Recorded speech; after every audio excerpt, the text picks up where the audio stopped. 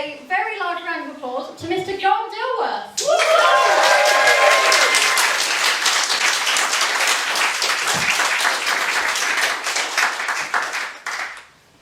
Hello there, my name is John Dilworth, as you may have heard before.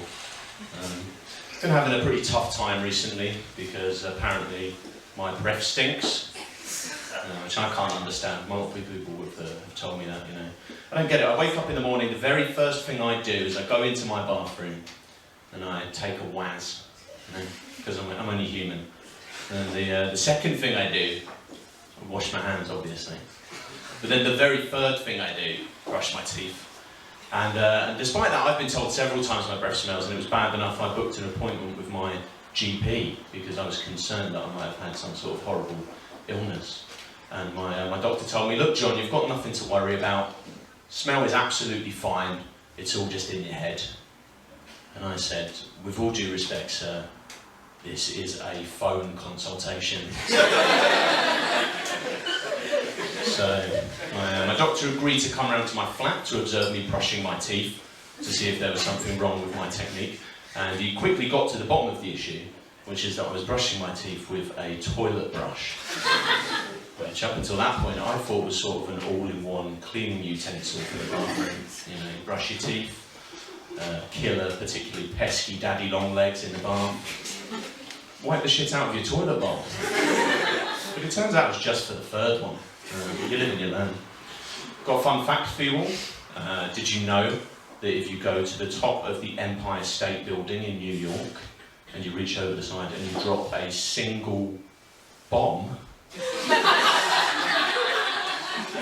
you can kill a person? In fact, you probably don't even need to go all the way to the top. You know, the more I think about it, and yeah. That joke is one of the many reasons why I've been banned from ever visiting the USA, which is a real shame, because I would love to kill some people with a bomb. And I know what you're thinking. Oh, John, why don't you just kill people with a bomb over here? I can't, there's no Empire State Building. I've got a question for you all. How many members of the royal family do you reckon would die from heart attacks if the news came out tomorrow that Meghan Markle was starting an OnlyFans? I don't have an answer to that because I don't know quite how many bigoted old cunts there are in the royal family. I just know it's one less than this time last year. But I enjoy thinking up scenarios like that would just mess with the heads of a large section of the British public, like you know, what if Boris Johnson came out as gay? Would he lose support from Conservative voters? Or would people be more understanding about why he left all of those wives? You know? What if Keir Starmer just grew out a really long mullet for no reason? And any time an interview asked him about it, he'd just be all vague and he wouldn't explain it properly, you know? Just like if you asked him about his policy ideas. What if it turned out that Prince Andrew wasn't a nonce? Here's my favourite one, it's about Captain Tom Moore. You know who Captain Tom Moore is? Yeah? Old geezer, walks about his garden, yeah. What if he, and I'm not saying he is, but what if he was really, really racist? Not like a bit racist, you know, because he's a 100-year-old white British man, you know, you might suspect he's a bit racist. I'm talking next level, I'm talking, you know, the football yobs who boo it when the players take the knee, and they defend statues, and they reckon St. George actually killed a dragon. Racist enough for them to find out and go, whoa, steady, are we sure this guy was on our side in that war? You know, that level. I'm kidding, of course, though. Captain Tom, as far as I know, not a racist, a lovely bloke. Not that I've met him, but I saw him on the TV in the first national lockdown. I was there with my little sister, who was 6 years old at the time. And she turned to me and said, I don't understand why they're making that old man walk so much. Can't they get an athlete to do it? And I said, well, no, they're not making him do it. He's doing it to raise money for the NHS. And my sister said, well, that doesn't even make any sense. You know, the NHS isn't some sci-fi machine powered by the footsteps of pensioners. It's a publicly funded healthcare system. one old man walking around his garden isn't going to reverse a decade of Conservative Party policy. And I said, you're right, and quite eloquent for a 6-year-old. but it is still extra money for the NHS at the end of the day.